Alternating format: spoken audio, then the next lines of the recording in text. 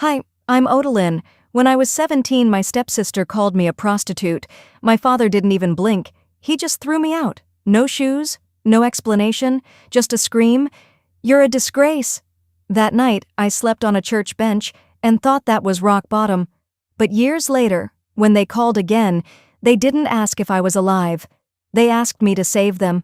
Ever been erased by your own family, then asked to clean up the mess they made of you? Before we dive in, where are you listening from tonight? And if it were you, what would you have said? I stood in the mirror that morning, applying just enough makeup to pretend I'd slept. Kyle's voice drifted from the kitchen. He was humming, probably cooking oatmeal again, but I couldn't respond. My fingers froze over my collarbone as I noticed that faint mark near my shoulder, the one no one else ever seemed to see. Just a thin, lightened scar now, but my stomach still knotted every time I touched it. That scar didn't come from a fall or an accident. It came from a night I still couldn't believe was real, and yet, every time I looked in the mirror, it stared back. 10 years earlier, suburban Ohio. I was 17, trudging home from school with my backpack weighing heavier than usual. The early spring air had that mix of damp grass and exhaust fumes. I remember thinking how everything felt slightly off that day, like the world was holding its breath. When I pushed open the front door, the air inside was colder than outside. Not in temperature, but in silence. No music, no TV. Stepmom wasn't yelling on the phone like she usually did. She was in the kitchen, slicing carrots like a robot. Her back to me, movements stiff, knife tapping the cutting board with too much force. My dad stood near the hallway, pacing. He didn't look at me, just kept walking back and forth like he'd been doing it for hours. His shoes left faint tracks on the tile, back and forth, back and forth. I didn't say anything at first. Something in the air made my chest tighten. I took a step forward, and that's when he exploded. "You think I'm stupid, Odalyn?" His voice boomed through the quiet house like a gunshot. I stopped dead in my tracks. "What? You think I don't know what you've been doing? Sneaking around at night, meeting strange men, using God knows what?" My mouth opened, but no sound came out. He stepped toward me, face red, veins at his temple pulsing. "Leah told us everything. Everything." I blinked. "Leah? Dad, what are you talking about?" I finally managed to say. "Don't play dumb." His voice dropped, like he was trying not to yell but couldn't help it. "She saw you, leaving at night, coming back hours later, dressed like—" He sneered. "Like a damn prostitute." I couldn't breathe. "I've never—" I started, voice cracking. "I don't even—" He cut me off.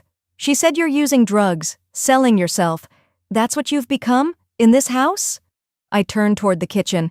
"Ask her to say it to my face, please. Ask her to—" "She's not the one on trial here. You are." I looked to my stepmom. She still hadn't turned around. "Did she show you anything? Pictures?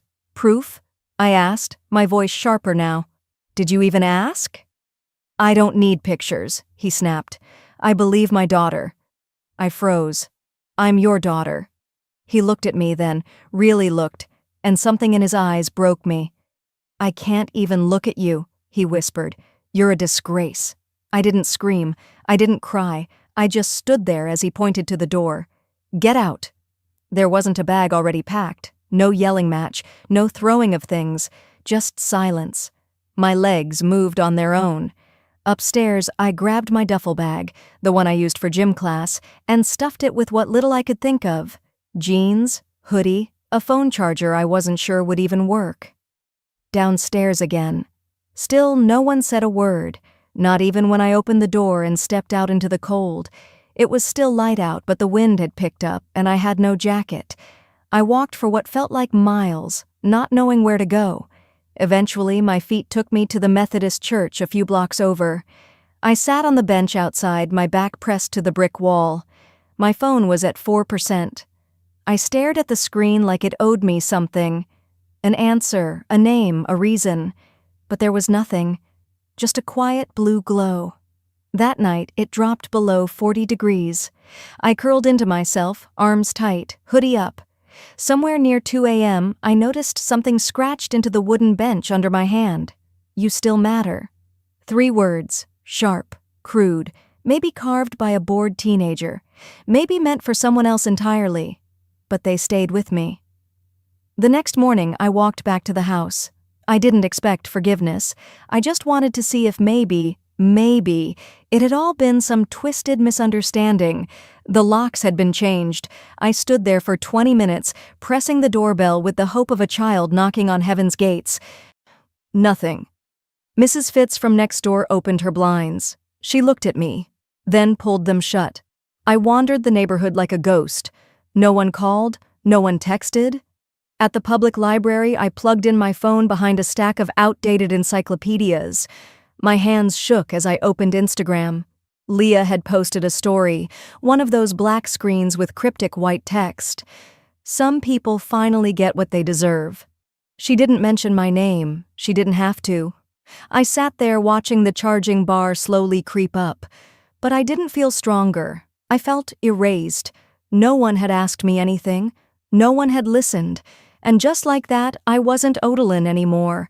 I was a cautionary tale in someone else's story. I didn't know it then, but that bench would become my shelter, my school desk, and my therapist for the next 2 weeks. I woke up stiff every morning, the wooden slats biting into my back, the cold making it impossible to feel my fingers until the sun warmed them up around 9. I'd stretch, slowly, always checking to see if anyone had seen me. Sometimes an early jogger passed by, eyes pointed straight ahead like I was invisible. Other times, someone would slow their step, frown, and then keep walking like they were late for something that didn't involve me. That first full day, I tried to wash my face in the gas station restroom across the street, but the attendant banged on the door after 2 minutes. I didn't go back after that. Instead, I walked to the library 3 blocks down. It opened at 10. I'd sit on the steps until they unlocked the doors, pretending I had a reason to be there. I guess in a way I did. Inside, I'd find the farthest corner and bury myself in books, any book, just to avoid the world. I reread Little Women, To Kill a Mockingbird, even some outdated algebra textbooks. Not because I wanted to, because words were warm and they didn't ask questions. Food came in bits. Crackers from the vending machine near the bus stop, half a granola bar I'd forgotten in my backpack, sometimes a piece of fruit someone left behind. I rationed like it was war. Hunger always stayed just far enough away to keep me conscious but close enough to make everything blurry by nightfall. That bench, it stopped being just a place to sit. It became my everything. The words carved into its wood, "You still matter." I read them every night like a prayer. I didn't know who wrote it. Didn't care. I needed to believe it. If I said it enough times, maybe it would become true. One afternoon, maybe day 4 or 5, time blurred, I heard the shuffle of footsteps behind me. I was huddled under my hoodie, eyes shut, pretending to nap so no one would ask me to leave. A soft voice said, "You look like someone who needs to know this isn't the end." I opened my eyes slowly. A woman stood there holding a sandwich in one hand and a bottle of water in the other. She was maybe in her late 60s, wrapped in a cardigan too heavy for spring. Her face wasn't kind in the sweet way some old ladies look. It was kind in the way a tree is, quiet and rooted.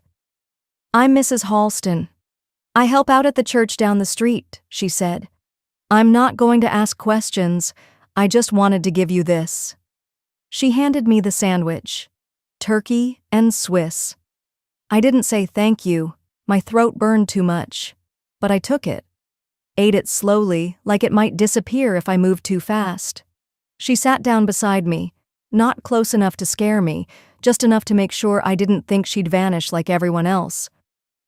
"I know that bench," she murmured. "I've seen a few souls sleep on it longer than they should have." I didn't respond. She didn't wait for one. Before she left, she placed 3 things beside me: a phone charger, a folded paper bus pass, and a small business card with the church's address. "There's a shower at the center if you ever want it. No sermons unless you ask," she said, standing, "but don't wait too long to start believing you deserve better." Then she walked away. I stared at those things like they were foreign currency. Pride kicked in hard. I wasn't some charity case, but I took the charger. That night I plugged it in at the library and finally turned my phone back on. A dozen notifications popped up from social media. My fingers hesitated over the screen, pulse quickening. Curiosity won. Leah had been busy. She'd posted a photo of herself in a prom dress captioned, "Grateful for clarity. Sometimes truth hurts, but it frees you." One comment, "She really did that to her own sister? Dang." Another, "That's what happens when you're trash and try to act classy." I kept scrolling. There were threads, anonymous of course, bits and pieces of the same lie she told my dad. Some even added their own flair. Heard she hooked up with the assistant coach. She was always weird, like hiding something. I dropped the phone. I sat frozen in the corner of the library, blinking at the beige carpet, breathing slow and shallow like I'd been hit in the stomach. I made it to the church center the next day. Not because I was ready, because I needed to scrub the smell of shame off my skin. The girl at the front desk handed me a towel and pointed to the back. She didn't ask for my name. She didn't ask why my eyes looked like I hadn't slept in a week. Inside the bathroom, I locked the stall and leaned against the wall. From outside, I heard giggling. A voice I didn't recognize said, "That Leah girl on TikTok is savage. She exposed her sister big time." A second voice chimed in, "Yeah, I follow her. Her videos are wild." I slid down to the floor and covered my ears. I thought I'd already been erased. But now, I wasn't even invisible. I was infamous. When I returned to the bench that night, it felt different. Smaller, colder, but the charger was still in my coat pocket. I gripped it hard. "I'm not what they say I am." I whispered it like a shield, over and over until I believed it enough to sleep. I tried to outrun the lie, but it had legs longer than mine and a voice far louder. The bus pulled away from the church stop in Ohio just before sunrise. I had nothing but the small duffel bag I'd packed the day I was thrown out, Mrs. Halston's bus pass tucked inside my hoodie, and the phone she helped me charge fully for the first time in days. I stared out the window, watching familiar neighborhoods give way to empty stretches of road, then unfamiliar town signs. I didn't know exactly where I was going. I just picked the last stop listed for the day and hoped it would be far enough. The town I ended up in didn't have much. One gas station, a diner, and a community center with a faded mural that looked like someone started painting hope, but gave up halfway through. It was somewhere in Indiana, not far from the Ohio border, but it felt like another country entirely. At the shelter intake, I gave a fake name, Marie. Just Marie. No last name. The woman at the desk nodded, like it wasn't the first time she'd heard a half-truth from someone who didn't want to be found. They placed me in a dorm room with 3 other girls, 2 of them pregnant, one twitchy and pale, with track marks on her arms she didn't bother hiding. I didn't ask questions, and they didn't ask mine. At night, the air filled with muffled crying, soft swears, and the occasional scream from someone reliving a nightmare they couldn't shake. I kept my back to the wall, and my eyes open longer than I should have. I didn't sleep as much as I faded in and out of something like exhaustion. By the 3rd day, I started asking myself something I wasn't ready to face. Did they think I belonged here? One afternoon, a caseworker named Jenna told me I had to pick a GED prep course or volunteer work. I chose the class, less talking, fewer chances of someone asking who I was or where I came from. That's when I met Mr. Rubin. He was in his 50s, ex-military haircut, wore jeans and button-downs like someone who never quite settled into civilian life. But his eyes, they didn't scan you like a threat. They listened. He didn't smile much, but when he did, it looked like something he had to earn back from life. He didn't ask why I barely talked, why I sat in the farthest seat from everyone else, or why I flinched every time someone's phone rang. Instead, he gave us our first assignment. Write an essay about something that shaped who we were. I almost didn't do it. But that night, in the dim dorm light, while the girl in the next bunk hummed to her unborn baby, I pulled out one of the shelter notebooks and wrote. I titled it, "The Girl They Chose to Erase." I didn't name names. I didn't even mention Leah directly. But every word bled with what I couldn't say out loud, that someone I once shared a room with had taken my life, twisted it, and fed it to the world. I turned it in with shaking hands the next morning. Mr. Rubin read it silently at his desk while the rest of the class worked on math sheets. When he was done, he didn't say much. Just slid the paper back toward me, looked me square in the eye, and said, "You are not what they say you are. And I'll vouch for that." That sentence shouldn't have meant much coming from someone who barely knew me, but it did. It cracked something inside me, not enough to feel safe, but enough to sit a little straighter in my seat that day. 3 days later, it happened. One of the girls, Lexi, loud and wild, always on her phone, was scrolling through TikTok during lunch. She gasped, then turned her screen toward me. "Oh my God, this your sister?" she asked like it was nothing. I didn't want to look, but I did. There Leah was, perfect lighting, lip gloss shining, her voice syrupy as she said to the camera, "So, this is the story time you've all been waiting for, about my fake sister who lied to everyone and why I had to expose her."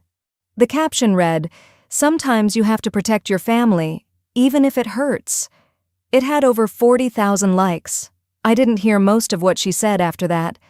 My ears rang. But the comments, those I saw, and they burned. Trash always smells eventually. She was sleeping with a teacher, right? Selling herself for drugs. Typical. Where's her family now? Oh, right. They kicked her out. I bolted from the room and didn't stop until I hit the girls' bathroom down the hall. I locked the stall and leaned over the toilet, retching until nothing came up but acid and spit. My hands trembled as I clutched the edges of the sink after, trying to calm my breathing. That night I sat in the shelter's common room long after everyone else had gone to bed. The old TV buzzed softly with static, and the only light came from a hallway bulb flickering like it couldn't decide if the darkness deserved to win. I thought about running. Again. Maybe to another state. Change my name. Again. Disappear deeper. But then I remembered Mr. Rubin, his voice, that look he gave me, not pity, but belief. The next morning, I came into class late, eyes red and shoulders heavy. I didn't say a word. He didn't ask. As the rest of the group filed out for break, he stopped me with a simple sentence. "Running won't unmake the lie," he said. "Only living will." I didn't answer, but I didn't pack my bag either. That night, in my bunk, I took out a new notebook and started writing. Not for school, not for grades, for me. Because if no one else was going to keep track of the truth, I'd better start doing it myself. I didn't know it then, but those pages would one day be the only thing keeping me from legal ruin. It started with a cheap spiral-bound notebook I found in the donation bin near the shelter's laundry room. The cover was faded red, the kind of red that looks like it gave up trying to be vibrant. Someone had scribbled, "Keep out," on the first page in purple marker, probably a kid who thought privacy came from warnings, not locks. I tore that page out and began writing. At first I just listed the facts. The date I was kicked out, the exact words Dad used, where I slept that night, who looked away, what I ate. I sketched the bench. I described the cold, but it didn't stop there. I kept going. I started building a map. Who had said what, where they were, what time. I drew little arrows between names. Leah's name sat in the center like a spider, threads stretching out toward people who reposted her videos, teachers who never asked questions, even the girl in the shelter who showed me that TikTok. Every day, I added another piece, and on every other page, in small cursive letters I kept returning to, I wrote, "I was there. I saw it. I was not what they said." Sometimes I'd repeat it 20 times, sometimes just once, but always, it was there, like a whisper that refused to die.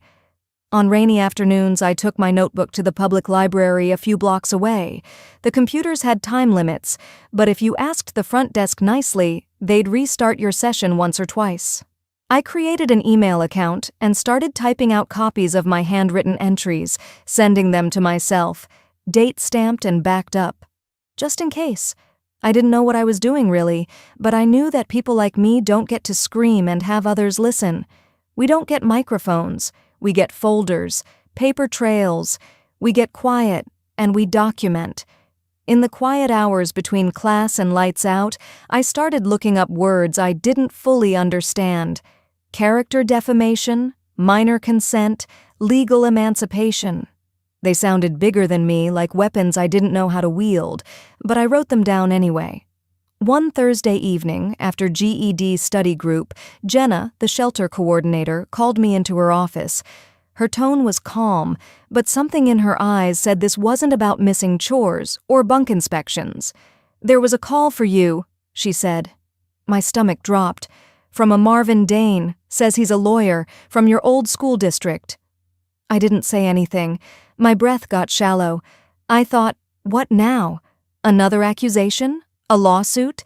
Was someone suing me for ruining Leah's reputation? Jenna held out a slip of paper. "He left his number. Said to call if you're willing. Said he knows Mr. Rubin." It took me an hour to dial. The phone rang twice before a gravelly, measured voice answered. "This is Marvin." I tried to steady my voice. "Hi, I'm Odalyn. You called about Mr. Rubin?" "Ah, yes. He's my cousin. He sent me something you wrote. He thought I should read it." Silence. "Your essay. The one about being erased." I didn't know what to say. My fingers dug into the edges of the notebook I was holding. "I'm not offering miracles," he continued, "but I am offering help. I do a few pro bono hours each month. If you're open, I can assist with paperwork, maybe some options around your records. No catch." I waited. But that was it. No, "What did you do?" No, "Why did they kick you out?" Just an offer. I nodded, forgetting he couldn't see me. "Okay," I whispered. "Thank you." In the days that followed, I went to every free legal clinic the shelter posted on the bulletin board. I didn't understand half of what they said at first, but I took notes like I was cramming for the SAT. I asked questions, quiet ones, after sessions were over. I started drafting a resume, even though I didn't know what to put on it. There was a tremble in my hands each time I sat in front of a new form, a new adult asking my name. But I filled them out anyway, because for the first time I wasn't waiting for someone else to clear my name. I was preparing for the day I might have to do it myself. One afternoon, after I'd typed up 3 more journal entries at the library and printed a copy of my birth certificate Marvin helped retrieve, I checked my inbox. There it was, an email from someone I hadn't heard from in months, a girl named Aileen. We weren't close, but we had biology together. She always borrowed my notes. Her message was just one line. "You're trending again." That's all it said. I stared at it for a long time. I didn't click any links. I didn't open TikTok. I just closed the laptop, packed up my things, and walked out into the dusk. The air smelled like wet asphalt and spring flowers trying to bloom. I pulled my coat tighter and tucked my notebook under one arm. Because this time, it wasn't just gossip, it was legal. I thought gossip was cruel enough. But gossip, at least, had no letterhead. The envelope came on a Monday, plain white, the kind you'd mistake for junk mail if it weren't for the shelter coordinator's tone when she handed it to me. "Looks official," she said, her eyes darting away as if just holding it made her uncomfortable.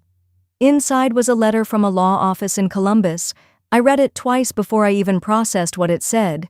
It was a cease and desist, addressed to me. The accusation? Continued harassment and character defamation via social media and public commentary. It referenced a specific name, Leah's full name, and then the kicker. Said client claims emotional distress stemming from a campaign of slander perpetuated by Ms. Odalyn Mavis. I laughed at first, not because it was funny, but because it felt like a cosmic prank. I hadn't even spoken Leah's name publicly. I hadn't posted a thing, not one video, not one status. I hadn't fought back. I'd disappeared. But apparently that wasn't enough. I folded the letter slowly, almost too neatly, and slipped it back into the envelope.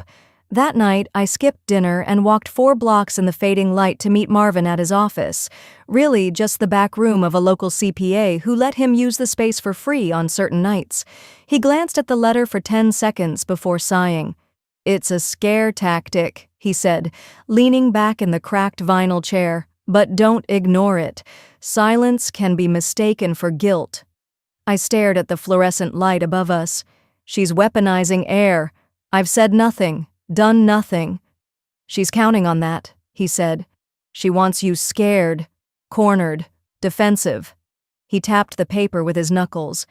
"This kind of thing, it's designed to make you question your own truth. But we can flip it. If she put this on record, it opens a door." Marvin spent the next half hour digging. He had contacts, quiet, retired, deeply curious, and what we found rattled me more than the letter itself. Under her mother's guidance, Leah had filed a police report 3 weeks prior in Franklin County. In it, she claimed that I had created anonymous Instagram accounts to threaten her and publicly harass her in DMs. There was no evidence, just her word and a few blurry screenshots of accounts that could have belonged to anyone. But now that her statement existed, I wasn't just a name. I was a file. I walked home that night in a fog. The air was colder than it had been in weeks. Maybe it was just me. At the shelter, I went straight to the shared bathroom and locked myself in a stall. I pulled out my phone, unlocked the journal app I'd used for months, hovered my finger over the delete option. I wanted to erase everything, all those entries, all those timelines, all those nights spent typing with trembling fingers, remembering every word Dad said, every smirk Leah wore like perfume. I wanted to be done with it all, but I didn't press delete. Instead, I slipped my phone into my jacket and wandered the streets until the orange glow of the bookstore window pulled me in. My shift started at 7 the next morning, but I knew Ted wouldn't mind me shelving a few books early. He liked quiet workers, and I liked quiet shelves. I'd barely made it through the second row of returned paperbacks when a woman walked up, her phone already aimed at me. "You're the sister, right?" she asked. "The one from TikTok?" My hands froze on a copy of The Grapes of Wrath. So she didn't wait for an answer. "Guess Leah was right about you after all. What kind of girl gets kicked out and then cries wolf a year later?" I didn't say a word. I just walked to the back room, sat on a crate of bargain cookbooks, and buried my face in my hands. That was the first time I cried in months, not because of what she said, but because I'd started to believe maybe I was what they whispered. Maybe a lie repeated enough doesn't need evidence. It just needs volume. I told Marvin I was leaving Indiana the next day. I couldn't keep being a shadow of someone else's fiction, but before I could pack, I saw her. She was maybe 15, rail-thin, sitting on the shelter bench I used to claim. Her head was down, arms wrapped tight around herself like she could shrink into her own hoodie. I didn't ask what was wrong. I didn't have to. I walked back inside, grabbed the extra blanket from the donation shelf, and brought it to her. She didn't speak. Just looked up, eyes red and glassy, and nodded. As I walked back toward the bunk room, something heavy inside me shifted. I couldn't run again, not when someone else might be learning how to disappear like I once did. I stayed, not because I was brave, but because something cracked inside me the moment I saw that girl. The one curled up on the bench behind the shelter, hoodie pulled tight like armor. She didn't need words. Neither did I. What held me in Indiana wasn't courage, it was memory. The next morning, I was restocking the front display at the bookstore when Marvin texted me, "Check your inbox, something's come up." I walked into the back room, sat down beside the delivery crates, and opened the email. Subject line, "GoFundMe campaign, Leah's family." The preview was enough to make my stomach churn. Help Leah heal from years of abuse. I clicked. There it was. My face, cropped from an old family photo, the one from Leah's Sweet 16. My arm was around her shoulder. She'd posted it once with the caption, "Sisters by Fate." Now it was grayed out, grainy, and repurposed beside paragraphs calling me unstable, manipulative, and dangerous. The fundraiser had raised over $11,000 in just 3 days. Worse, some of the comments underneath were from people I recognized, mothers of old classmates, distant relatives. One read, "This girl deserves peace. No one should live in fear of someone like that under their own roof." Another, "I know this family personally. What she went through, It's a miracle she's still standing. I wanted to scream, but the rage sat silent in my chest, thick and hot. At lunch, I met Marvin outside the courthouse.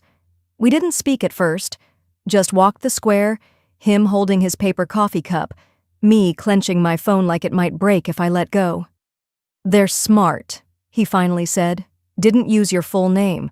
But between the photos, the story details, the town's size, it's a public smear campaign, disguised as a plea for help. Can we do anything?" "Not directly, not yet, but we build a case. Screenshot everything, archive the page before they alter it, track the donations and especially the comments." That night, I dug deep into the online rabbit hole. I pulled cached versions of the fundraiser, saved every comment that referenced me, even the vague ones. I compiled messages from people who had reached out in confusion or concern. Some asked if it was really me, some already believed it was. At the shelter, I asked to meet with the director, Ms. Turner. She sat across from me with the same gentle patience she always had, listening as I laid it out. No theatrics, just facts. When I mentioned the fundraiser, her jaw tightened. "We keep resident logs," she said. "Time-stamped, activity-based. I can issue a statement confirming your status here during the timeline they're claiming abuse occurred." My eyes stung. "Thank you." "You don't have to thank me, Adeline. You're not invisible here." The next morning, a woman came into the bookstore while I was restocking the local author's shelf. She didn't say hello, just handed me a flyer. I unfolded it slowly. It was a photocopy of my old school ID with the words, "Remember this face," scrawled over it in red ink.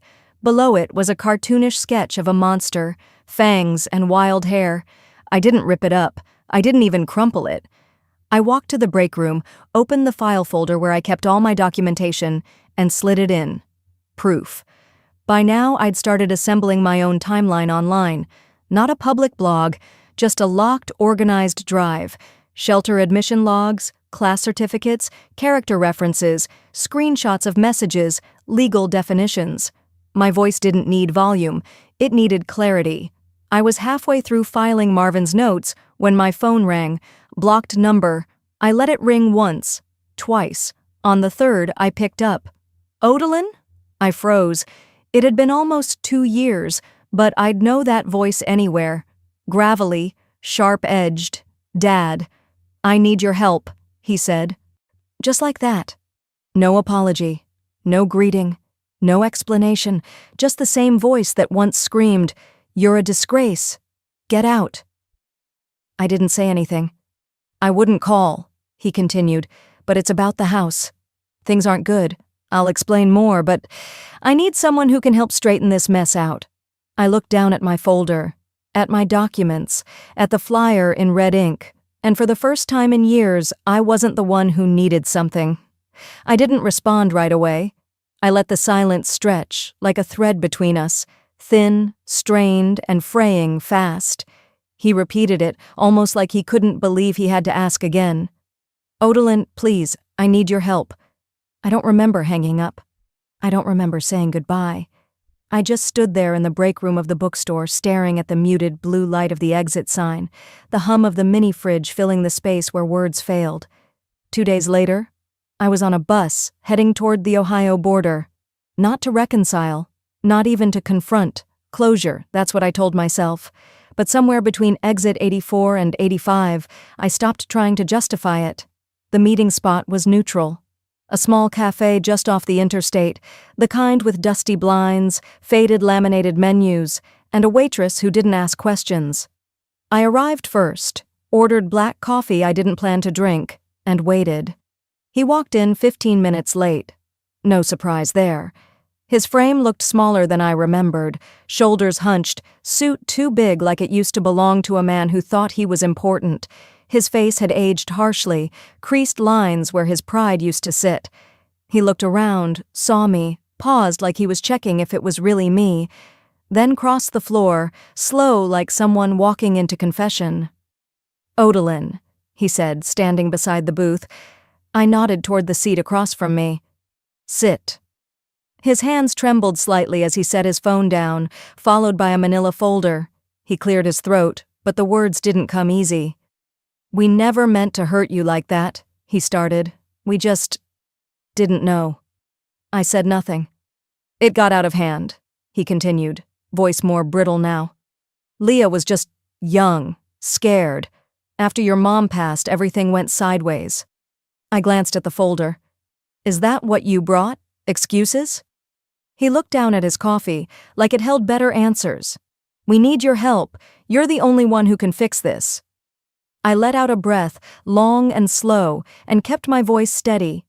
"You believed her without asking me a single question. Now you're asking for help without giving a single apology." He flinched, barely. Then, quietly, he said it. "She told us the truth. A few months ago, after her breakup, she broke down, said it was all lies, that she was jealous. Of you." I stared at him. "But she's my daughter," he added, as if that clarified something, justified it. "So was I." The words hit harder than I expected. Maybe because it was the first time I said them out loud, not screamed, not begged, just said. He looked away, jaw tightening. "You don't understand what it was like. She was breaking down, saying crazy things. Your stepmother said we needed to keep the family image clean. I was trying to protect her." I finished for him. He didn't deny it. Then he opened the folder. Inside were a few sheets, printed legal documents, fundraiser screenshots, an email chain. I didn't lean forward. "There's a lawsuit now," he said. "Defamation. People donated under false pretenses. There's talk of class action. They're looking at us, at Leah. And your name.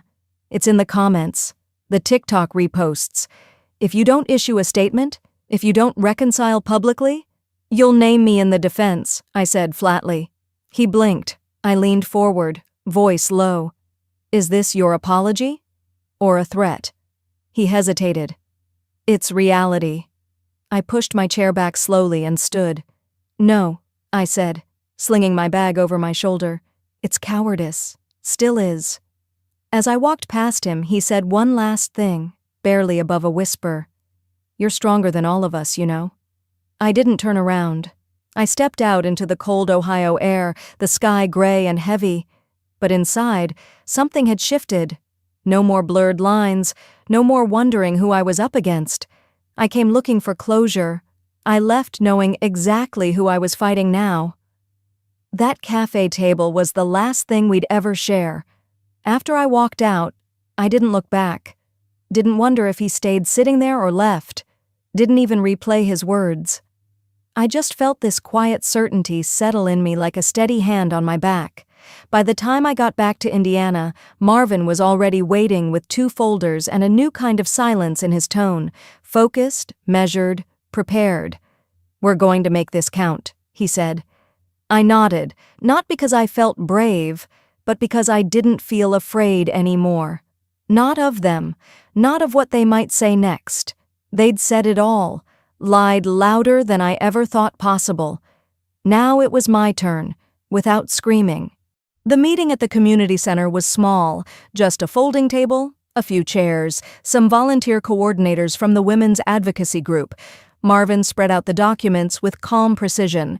My journals, dated and signed entries, screenshots of social media posts from Leah's fundraiser, timeline comparisons between their statements and where I'd actually been. "We think you should speak," one of the women said gently. "Nothing dramatic. Just truth." I stared at the folder in front of me. I'd spent years writing it, piece by piece, day by day, never thinking anyone would see it. But maybe it wasn't just a journal anymore. Maybe it was a map, a record of the invisible years. The press conference was held in a room behind the courthouse, bare walls, buzzing lights, and one live stream camera set up in the corner. I stood at the podium in a thrifted black blazer and the same jeans I wore to work the night before.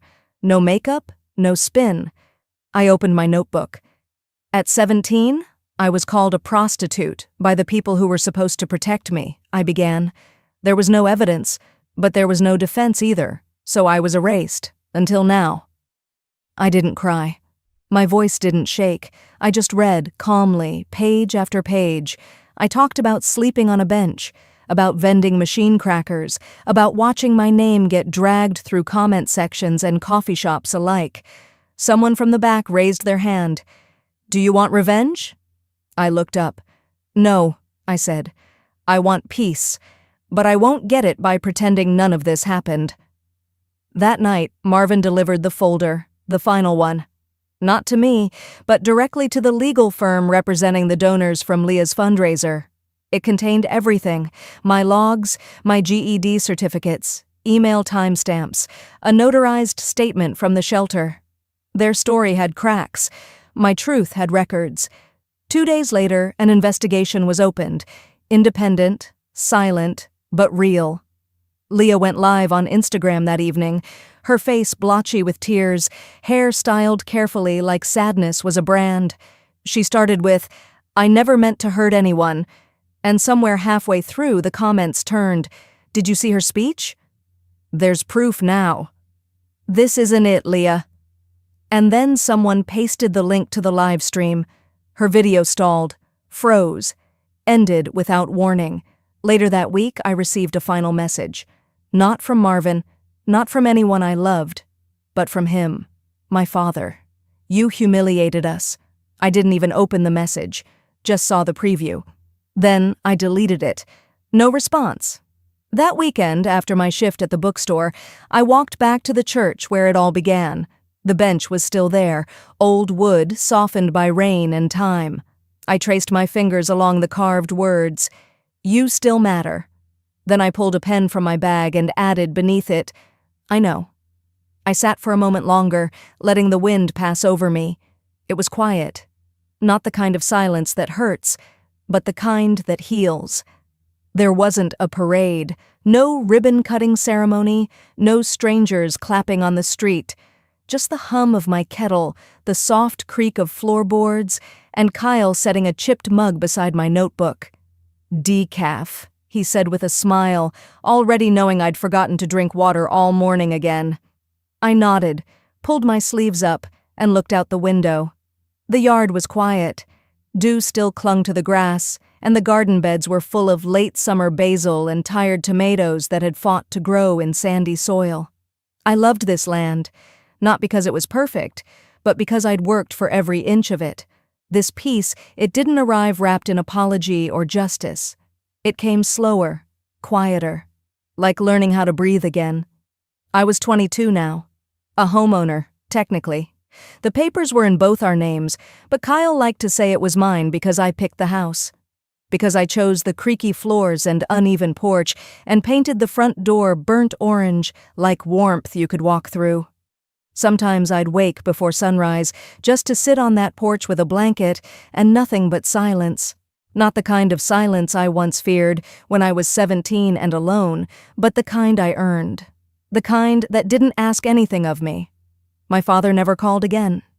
The last message I ever saw from him ended with, "You humiliated us." I didn't reply. There wasn't anything left to say. I didn't need an apology anymore, not because it didn't matter, but because I no longer waited for one.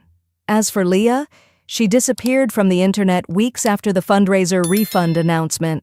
The firm that processed the reversal used words like misrepresentation of charitable purpose and violations of donor trust. There were no formal charges, but their family name? It became a quiet whisper in town, an echo of something that once roared. I never filed suit. People asked me why sometimes. Why not go all the way? Why not take every last thing?